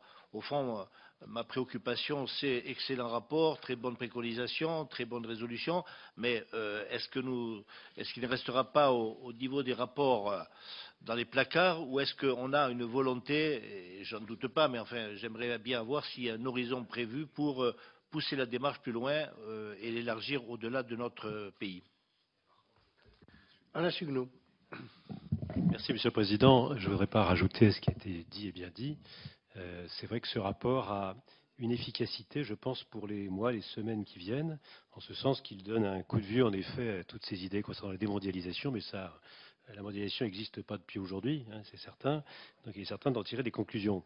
Difficile de faire des conclusions d'ailleurs, puisque la spéculation, on le sait, il n'y a notamment pas forcément de déposit pour les marchés de matières premières. On se souvient des affaires du sucre avec les films célèbres. Il n'empêche qu'aujourd'hui, ces déposits n'existent pas. On parle de vente à découvert, c'est encore pire. C'est qu'en matière de matières premières, vous savez qu'on est en train de parier aujourd'hui à Chicago sur les céréales dans 4 ans. Donc ça veut dire qu'on est bien complètement dans un domaine spéculatif outrancier. Donc je ne reviendrai pas là-dessus. Je voudrais plutôt au moins intervenir aussi bien sur ce qui a été évoqué sur les agrocarburants. Vous savez en effet qu'on estime qu'en 2050, près de 58 millions d'hectares pourront être, entre guillemets, spécialisés pour les agrocarburants. C'est 8 500 000 aujourd'hui. Ça veut dire que c'est une multiplication quasiment par 10. Donc ça veut dire que le marché est là. Et vous savez aussi bien que moi qu'il y a aujourd'hui des tensions sur le rachat des terres agricoles dans les pays qui sont essentiellement bien sûr l'Afrique ou l'Amérique du Sud. Et de fait de cette augmentation, on peut se demander si il n'y a pas aujourd'hui une grande menace sur l'avenir, puisqu'il y a non seulement des fonds souverains qui veulent assurer bien sûr la sécurité alimentaire de leur pays, on le comprend, mais également, je pense à la Chine, des investisseurs qui achètent ces terres pour des raisons de rentabilité, quelquefois d'ailleurs pour ne pas produire, pour permettre justement des évolutions sur les marchés d'une manière très spéculative. Quel peut être, entre guillemets, quel peuvent être, alors je ne sais pas si on peut avoir donné la réponse aujourd'hui, mais quel peut être le moyen de réguler justement ce problème d'achat des terres agricoles dans des continents, et je pense essentiellement bien sûr à l'Afrique, qui sont les réservoirs demain et qui permettront d'éviter bien sûr à certains pays de mourir de faim. Merci. Patrick Le Breton. Oui, merci Monsieur le Président. Bon, à mon tour d'y amener l'appréciation positive sur le travail réalisé. Madame la Présidente, Madame, Monsieur le rapporteur, les prix en Outre-mer, c'est un véritable problème prégnant. J'en ai pour preuve la grève de la vie chère dans le département de Mayotte que l'on connaît aujourd'hui. Alors, je ne vais pas me faire le chant de la démondialisation. Certains ont emprunté ce créneau et il paraît qu'il est déjà trop tard de s'en vanter. Sur la volatilité des cours de matières premières, qui justifie bien souvent une envolée durable du prix des produits finis, je disais que nous le connaissons avec encore plus d'acuité dans nos territoires à nous, d'autant que nos marchés sont restreints et captifs.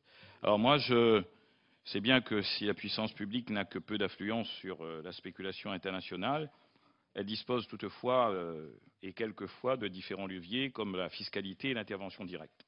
À La Réunion, le préfet a fixé administrativement, par exemple, sur le prix des carburants, et on voit que ce dispositif, loin de faire fuir les distributeurs et de voir les tarifs des carburants donc trop hauts, au contraire, on voit aujourd'hui qu'ils sont moins élevés que dans l'Hexagone.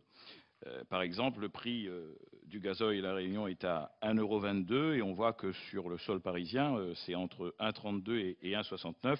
Bien évidemment, il y a, je dirais, le travail sur les marges qui a été réalisé. Alors, je disais, avec toutes les précautions que j'ai mis dans l'introduction à mon propos, j'aurais aimé avoir un avis sur le travail que vous avez mené pour savoir si une intervention directe et temporaire sur les prix de certains produits, certaines matières premières, de nécessité absolue est encore aujourd'hui envisageable, même si je connais le début de la réponse.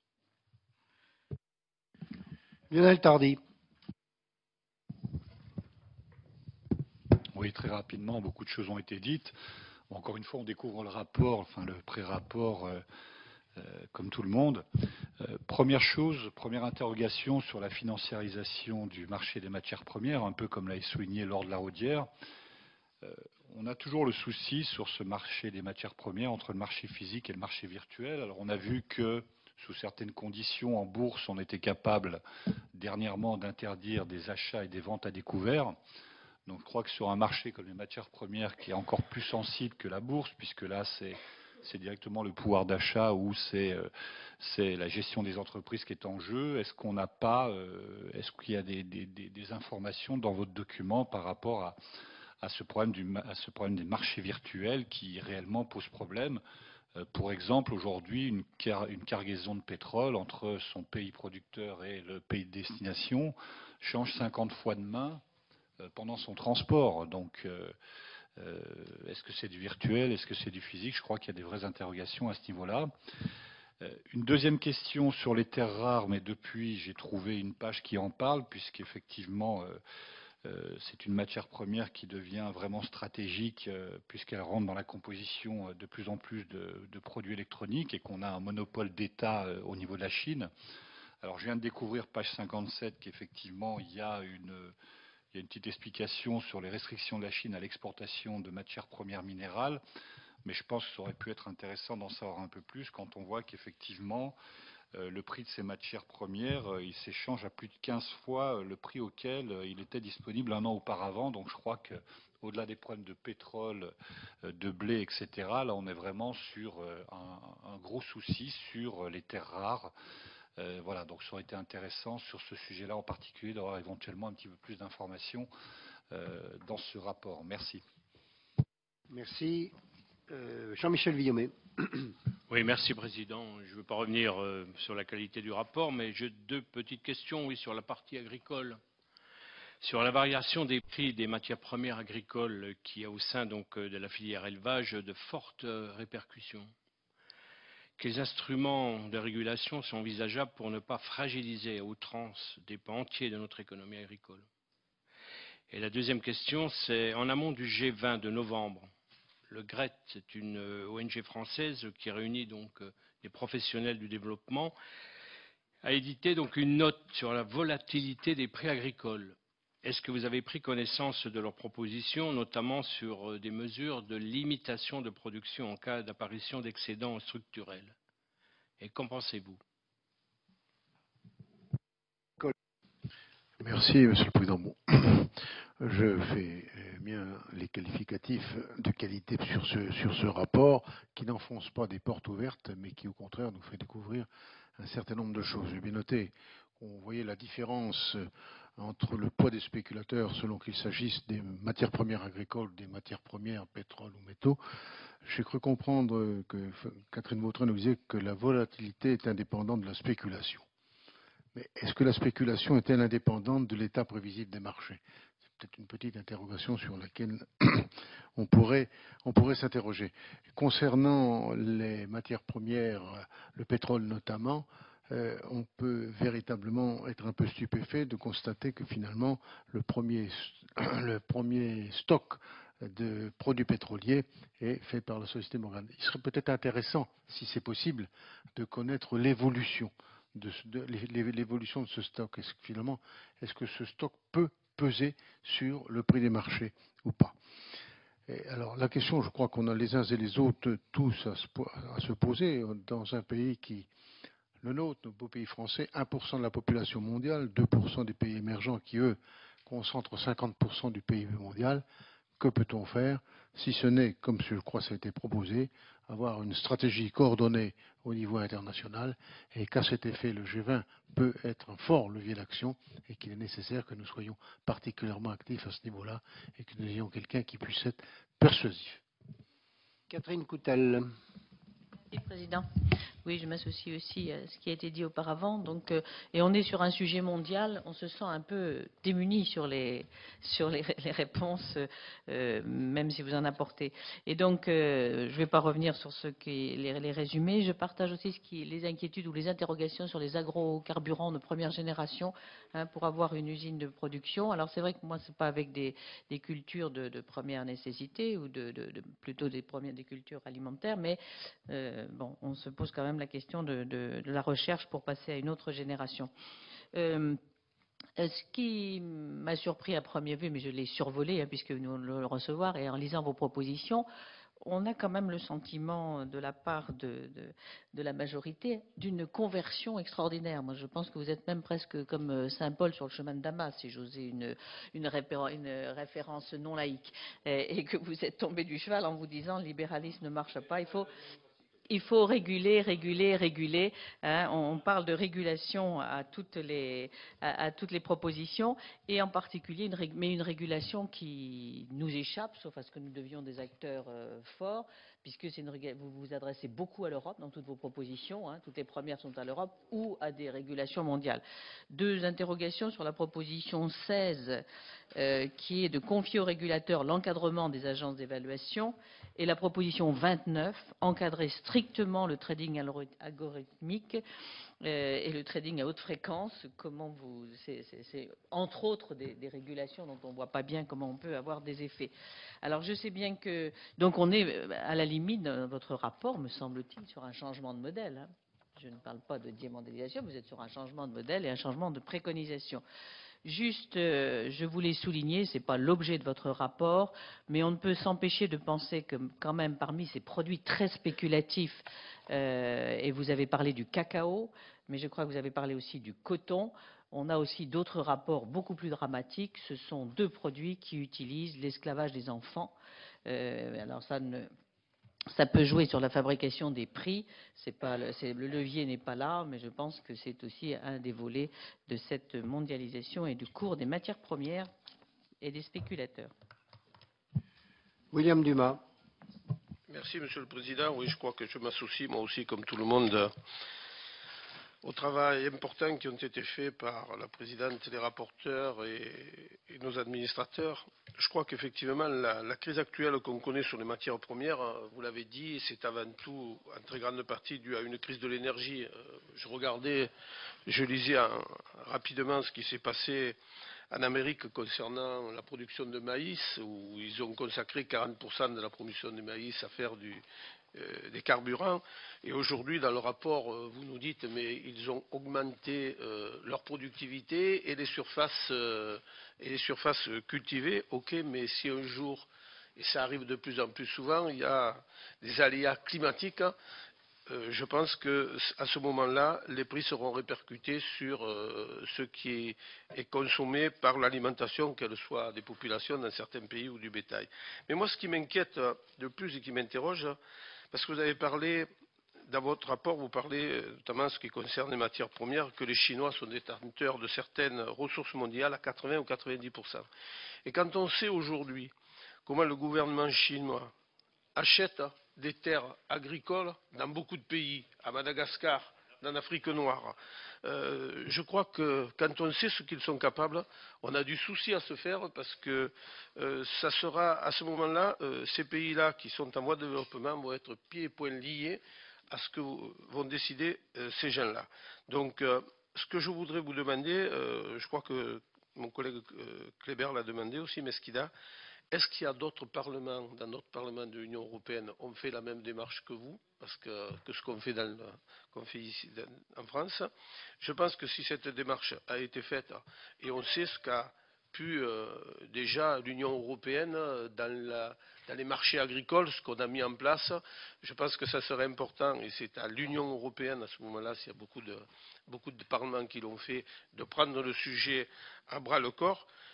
Mais en termes agricoles, c'est pour ça que je vous le dis, parce que quand on voit certaines fois les décisions qui sont prises par Bruxelles, je pense à la libération des droits de plantation de vignes, on a quand même aussi des questions à se poser et quelques doutes. Voilà, merci.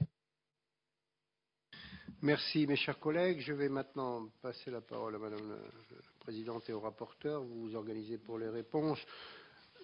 Simplement 2 petites remarques avant. D'abord, lors de la Rodière, a souligné l'importance de nos rapports parlementaires. Donc, nos rapporteurs, Madame la Présidente, vous en parlerez par rapport à la vision que vous avez de la suite. Moi, je m'exprimerai aussi à la fin. Mais c'est vrai que ces rapports parlementaires sont vraiment à l'honneur de l'Assemblée, notre commission en l'occurrence, parce que c'est un travail de fond. Donc, moi, je voudrais aussi le souligner. Alors, les multiplier, c'est pas facile parce que c'est beaucoup de temps et c'est beaucoup de temps pour nos administrateurs aussi. Donc, on ne peut pas les multiplier. Je crois qu'il faut mieux avoir des rapports de qualité que de trop les multiplier. Par rapport à ce que disait Catherine Coutel aussi, juste quand même une petite remarque en disant vous découvrez, etc. Non, il y a eu des époques où, en Europe en particulier, il fallait ouvrir les marchés pour développer nos marchés intérieurs d'Europe. Aujourd'hui, nous sommes dans une situation où il y a les pays émergents, mais libéralisme n'a jamais voulu dire absence de règles. Et c'est bien dans nos rapports sur la page. Voilà, donc c'était une simple petite remarque, précision. Bien, qui veut commencer? Merci, Monsieur le Président. Je vais peut-être faire des réponses sur les questions plus générales et laisser aux rapporteurs les réponses sur les questions plus spécifiques. En tout cas, pour répondre à Monsieur Raison et à Monsieur Benoît, je crois qu'il va falloir qu'il y ait une nécessité de parallélisme des formes entre la décision qui vient d'être prise cette nuit aux États-Unis sur la régulation américaine, vue de la manière américaine, et les décisions qu'il y aura à prendre au niveau du G20. Et je pense que c'est un signe plutôt positif qui nous est renvoyé de manière à faire un agglomérat de bonne volonté au niveau européen. Sauf qu'il ne faudra quand même pas nier comment l'Angleterre freine un petit peu des cas de fer, passez-moi l'expression, sur cette volonté de régulation. Et là, nous avons une difficulté au sein même de l'Europe. Et je pense que notamment sur cet accord, sur la régulation, nous pourrons peut-être, mais je parle sous le contrôle de Catherine, nous irons certainement plus vite sur les questions des prix sur les matières agricoles que sur le pétrole et les minerais, notamment par rapport aux questions humaines qui ont été développées. Par rapport à M. Gobert, nous avons effectivement une lecture des ressources. Quand même, tout au long de la mission, nous avons bien vu dans les différents pays qu'il n'y avait plus réellement, tout au moins pour la partie européenne, c'est pas vrai pour l'Asie ni la Chine, nous avons vu qu'il n'y avait plus tellement d'investissements mis dans les recherches de nouvelles ressources énergétiques. Tout l'investissement est stoppé pratiquement au niveau européen. Il n'y a pas d'argent de mis sur des recherches de nouveaux gisements. En revanche, la Chine, elle, ne se gêne pas, c'est-à-dire, comme vous l'avez fort bien dit, achète massivement des terres, achète massivement des mines, et donc fait, un stockage à la source de l'ensemble de ces matières. Et on voit bien qu'on aille en Australie, que l'on aille en Afrique et dans n'importe quel pays, vous soulevez une pierre et vous voyez pas mal de petits Chinois sortir sur cet investissement en matière de la ressource même. Sur les investissements, pareil au niveau du stockage, la Chine est en train de, et vous le voyez tous, a fait de très gros rachats de ports. On l'a vu avec la Grèce. Ne soyons pas philanthropes, nous savons que derrière tous les rachats de ports, c'est une politique de stockage, entre autres, qui se prédessine. Et puis, il a été aussi évoqué la rumeur. Tout au long de la mission, nous avons bien vu comment cette rumeur faisait monter ou descendre les prix, et est vraiment un élément important. Par rapport à Madame Massa, je voudrais juste signaler que c'est un pré-rapport et qu'il va donc être complété à la fois de la contribution que M. Paul nous propose et des remarques que nous allons intégrer, et donc nous allons le finaliser pour la semaine prochaine. Quant à la spéculation que tu évoquais, pour ma part, la spéculation est réelle. Alors, il n'y a pas de position timorée dans notre rapport, nous avons juste montré les positions des uns et des autres. Mais il ne fait aucun doute que la spéculation amplifie ces phénomènes de hausse et de volatilité. De dire il y avait eu un engagement de prix d'un groupe de travail dans le cadre du G20. Alors ce groupe de travail, il existe puisque c'est un groupe de travail qui est mené avec la France et la Corée et qui va donc faire des préconisations qui seront intégrées dans les discussions du G20. Par rapport à M. Mesquida, M. Nicolas et M. Dumas, bien sûr, ce rapport sera transmis. C'était le but du jeu, parce que la commande entrée dans le cadre de la discussion du G20 sera transmise aux responsables, au gouvernement, pour qu'il soit pris en compte. Et je rappellerai encore une fois la difficulté de la position de l'Angleterre pour nous faire avancer. Par rapport à M.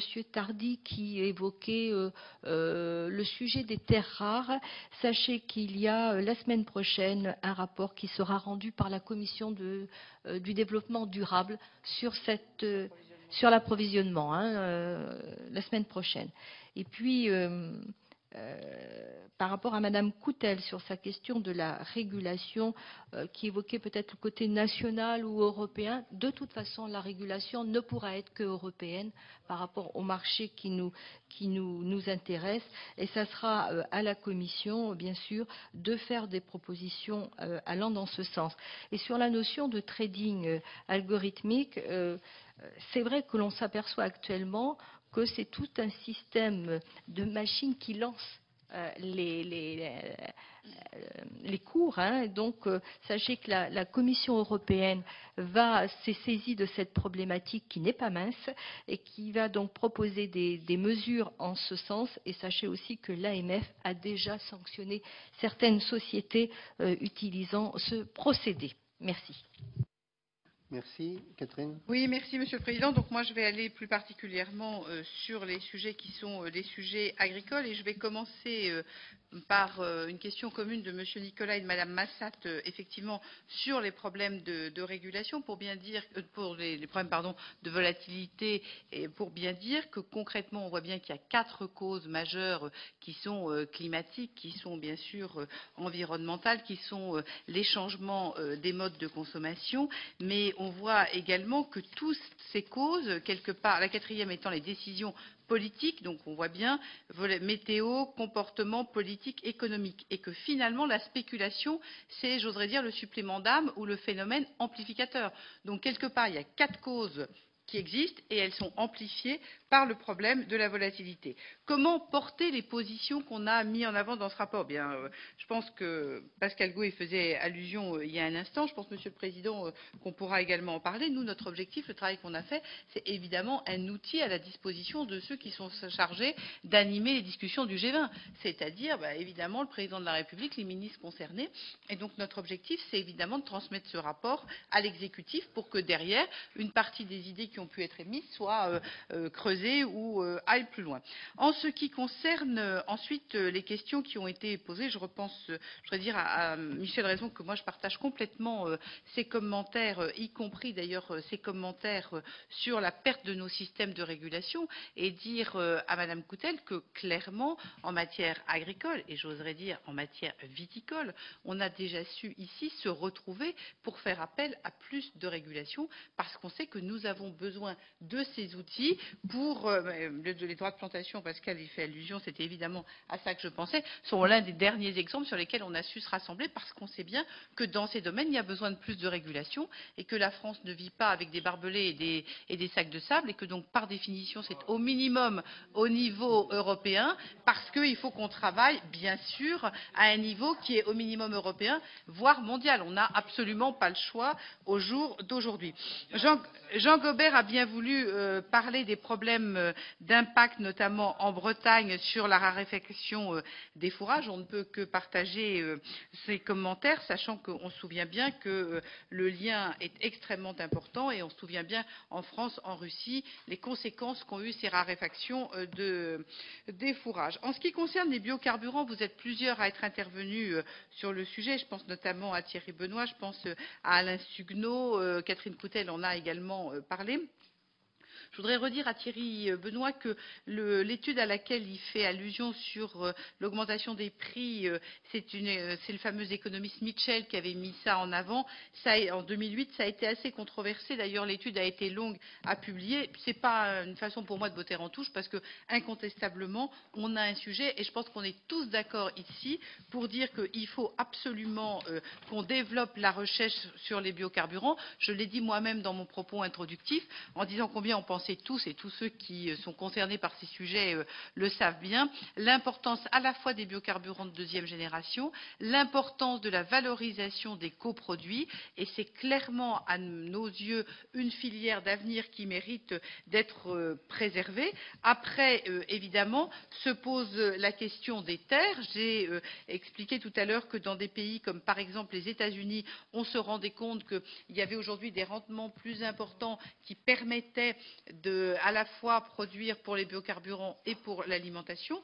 Pour autant, Alain Suguenot a bien voulu mettre en avant les menaces. Moi, je pense que là-dessus, la régulation d'achat de terres agricoles peut passer par deux choses. D'abord, il existe encore de nombreuses terres qui ne sont pas exploitées. Je pense notamment à l'Afrique. Les représentants de la FAO que nous avons auditionnés ont confirmé ce point.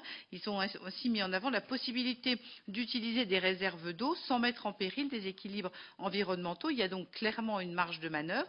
Et puis, il faut, je le redis, développer des agrocarburants de deuxième génération qui permettent eux aussi de développer des gains de productivité et donc, quelque part, de relâcher la tension sur les marchés de terres arables. Donc, c'est vraiment un sujet qui mérite une vigilance tout à fait importante. Lors de la Rodière est revenu sur les stocks. Il y a une initiative du G20 avec en fait le lancement de systèmes d'information sur les marchés agricoles qui va dans le sens d'une part d'une constitution de stocks et d'autre part d'une transparence des stocks. Donc on est bien sur la modélisation d'outils qui permettraient d'apporter des réponses qui, au-delà des déclarations incantatoires, sont extrêmement concrètes. Monsieur Le Breton interrogeait sur la régulation des prix. Il y a clairement des pistes à explorer, notamment au sein des filières. Bon, pour autant, je crois que personne ici ne veut revenir à une notion d'administration des prix, ce qui demande donc beaucoup de vigilance. Je voudrais répondre à Monsieur Villaumet sur l'impact des variations sur l'élevage. Je pense qu'effectivement, tout comme Michel Raison, il faisait allusion tout à l'heure sur le bois, ce sont peut-être des domaines sur lesquels on n'a pas suffisamment insisté dans ce rapport. Pour autant, il est clair que des liaisons existent. Et en ce qui concerne les variations sur l'élevage, j'aurais à cœur que dans la partie conclusive, on ait quelques mots sur le sujet, parce que j'en ai parlé tout à l'heure sur les prix de l'alimentation du bétail, mais je suis tout à fait prête à le remettre en exergue. Et d'autre part, en amont du G20, on n'a pas eu connaissance de la note à laquelle vous faites allusion, mais clairement, l'idée de constituer des stocks et de les utiliser en cas de variation des prix à la hausse ou à la baisse permettra de limiter les variations, et c'est clairement un sujet sur lequel on veut travailler. Bon, Catherine Coutel faisait allusion à l'esclavage des enfants. Je ne veux pas là non plus botter en touche. Je partage, comme je pense chacun d'entre nous ici, ce souci. Pour autant, effectivement, je dois dire que ça n'était pas dans l'objet de ce rapport. William Dumas est intervenu sur les problèmes d'impact de la Chine sur les matières premières. Je voudrais lui dire qu'effectivement, l'impact est double. C'est un très gros consommateur, donc il a une vraie influence sur le cours du maïs, du blé. Pas sur le riz, qui lui est un marché à part et pour lequel la Chine est dans un contexte d'autosuffisance. Sur l'achat des terres, notamment sur le cacao, même sur les fleurs, au Kenya par exemple, il y a clairement une réflexion, et je vous disais tout à l'heure que je faisais allusion dans ma présentation du fait qu'un des acteurs majeurs de l'agroalimentaire, pour être clair, c'est Kraft que nous avons rencontré aux États-Unis, qui est juste le numéro mondial, nous a expliqué à Chicago qu'ils allaient là dans une idée d'assurer eux-mêmes une partie de leur propre production et qu'ils envisageaient des acquisitions, ce qui leur permettrait en partie de maîtriser leur destin. Voilà pour la partie agricole. Mon cher François, à toi. François. Oui, alors beaucoup a été dit, mais il m'en reste quand même un petit peu. Et à commencer par une réflexion générale, parce que il y a eu beaucoup de réactions sur le thème de la spéculation, mais je voudrais quand même dire qu'avant la spéculation, on est face à une économie de la rareté. C'est-à-dire que ce qui se passe dans les métaux et dans l'énergie, les matières premières énergétiques, eh bien, il y a bientôt moins de production que la prolongation des courbes de consommation. C'est-à-dire, nous avons rencontré en Chine avec Mme Go, on a rencontré un des patrons de Sinopec, l'équivalent du Total chinois ou du Aramco chinois, qui nous a dit « Ne vous inquiétez pas, la Chine, l'année prochaine, ne consommera pas plus de pétrole que cette année. » Donc, c'était complètement bluffant, parce que c'était complètement impossible. Mais il y a un discours officiel qui consiste à dire « Ne vous inquiétez pas, il ne faut pas que les prix montent. Ne vous inquiétez pas, ne touchez pas à la Libye, il ne faut pas qu'il se passe quelque chose. Ne vous inquiétez pas, la Chine... » Mais en réalité, il y a une réalité de l'économie réelle qui fait que la Chine est en augmentation de sa consommation et ça joue énormément sur l'économie mondiale. Donc le premier des problèmes, avant les questions financières, le premier des problèmes, c'est de mettre en place des gisements nouveaux et de faire en sorte que le dialogue ou la diplomatie des matières premières avec les pays concernés opère. C'est-à-dire que nous sommes dépendants. La France a toujours eu dans le domaine énergétique une politique d'indépendance qui consistait à dire, par exemple, nous n'achetons pas plus de 25% de gaz chez les Russes ou pas plus de 25% chez les Algériens ou chez les Anglais. Et on a réussi, grâce à ça, à avoir des approvisionnements certains et à ne pas être dépendant de ceux qui pouvaient éventuellement nous faire des problèmes. Demain, eh bien, la quantité nécessaire ne sera plus suffisante. Pour les terres rares, c'est un exemple qui intéresse tout le monde, mais la France est épargnée. C'est-à-dire que la Chine a décidé de bien servir son client français. Mais si on était japonais aujourd'hui, on dirait c'est un scandale, les Chinois ne nous fournissent plus de terres rares. Alors évidemment, face à ça, il y a des gens qui se mettent à faire des nouveaux gisements de terres rares. C'est des projets qui mettent des années, qui sont difficiles du point de vue environnemental. Donc, il va y avoir des périodes de manque de matières premières. Il y a des produits électroniques qui ont besoin de terres rares. Bien, vous ne pouvez plus les avoir par tous les fournisseurs. Il y a des limitations physiques de matières premières. Et ce phénomène va s'aggraver pendant quelques années. Si tous les gisements nécessaires se mettent en place, ça ne pose pas de problème, mais on n'est pas sûr. Donc, ce qu'il faudrait quand même retenir d'abord, c'est ça, et c'est en réaction au thème de la spéculation qui est, alors évidemment, le thème où on a facilement tendance à dire ce sont les spéculateurs qui produisent une élévation extraordinaire du prix, sans doute. Mais c'est la rareté physique qui est la première des choses. Alors, la deuxième question, c'est peut-on faire des accords avec les pays à réserve? C'est ce que Jean Gobert disait. C'est ce que, par exemple, les Allemands ont décidé de faire. La politique officielle allemande dans ce domaine est de dire nous aidons les industriels allemands à faire des accords avec des producteurs de matières premières dans les pays dans lesquels ils le font. Nous ferons la diplomatie nécessaire pour que ça servira, pour que ça fonctionne. En France, on n'est pas allé aussi loin. Parce qu'en France, on a des opérateurs miniers. On a encore Areva, qui est un opérateur minier à travers ses mines d'uranium. On a Eramet, qui est un opérateur minier. L'Allemagne n'a pas d'opérateur minier. Quelque part, nous avons des opérateurs miniers, mais qui ne possèdent que des réserves dans leur domaine et dans leur secteur, dans leurs métaux. Et nous avons Total. L'Allemagne n'a pas d'opérateur minier et donc essaye d'aider les industriels consommateurs et dépendants de ces produits. Il faut dire par exemple que les matières premières métalliques qui entraient dans la composition des produits du quotidien il y a 50 ans, il y en avait une quinzaine, avec le cuivre, le plomb, le zinc. Aujourd'hui, il en faut 70. C'est-à-dire on utilise des terres rares, on utilise des choses qui permettent de donner des qualités mécaniques aux objets que l'on n'avait pas il y a 50 ans. Donc aujourd'hui, notre technologie est beaucoup plus sophistiquée, mais cette sophistication nécessite des métaux dont on a le tantal pour les téléphones portables, etc. La négociation avec les pays qui possèdent ces réserves est indispensable. Il y a des conflits en Afrique qui sont liés à des matières premières. Il y a des décisions futures d'exploitation de gisements qui dépendent d'accords politiques entre les pays. Je vous donne un exemple. En Libye, il y a du minerai de fer. Aujourd'hui, le plus gros consommateur de fer, c'est la Chine. Mais la sortie du minerai de fer de Libye dépend d'un accord avec le Sahara occidental. C'est-à-dire que la géopolitique ou la diplomatie des matières premières est une nécessité. Est-ce qu'on s'en sortira bien? Personne ne peut le dire. Mais ne pas le faire serait absurde. Alors, ça, c'est sur les généralités. Ensuite, il y a des questions très précises de Jean-Pierre Nicolas sur les stocks pétroliers. Moi, j'ai affirmé devant vous, en mettant tous les bémols nécessaires, que l'on croit que c'est un banquier, c'est une banque qui possède les plus grands stocks de pétrole en ce moment. Ça nous a été dit par des gens que nous avons auditionnés, mais personne n'en a la preuve. Et donc, ça n'est pas une certitude, c'est juste un soupçon. ceci dit, le soupçon est avéré. Et on sent d'ailleurs que ceux qui le disent sont très inquiets de la publicité qu'on va donner à la chose. Moi, j'ai décidé de donner de la publicité.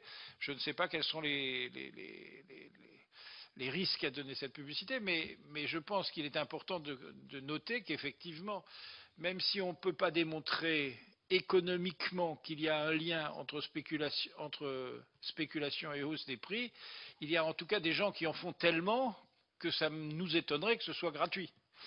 Donc c'est difficile à dire avec certitude, mais les soupçons sont importants.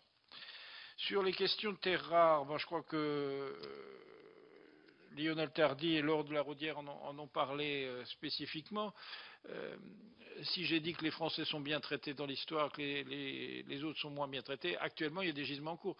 Mais ce que les Chinois nous ont dit est très intéressant. Ils ont dit on aide bien les Français parce qu'ils collaborent avec nous sur les utilisations. Et donc quelque part il doit y avoir, je ne sais pas, il y a peut-être des transferts de technologie qui se fonctionnent dans les deux sens. Je te donne des terres rares, tu me donnes des transferts de technologie. Je ne peux pas le dire parce que personne ne le met sur la table, ce genre de choses. Mais on a le sentiment que c'est un peu ça. Derrière, les Chinois nous disent, nous avons décidé de baisser notre production de terres rares parce qu'il y a un problème environnemental. Et c'est vrai.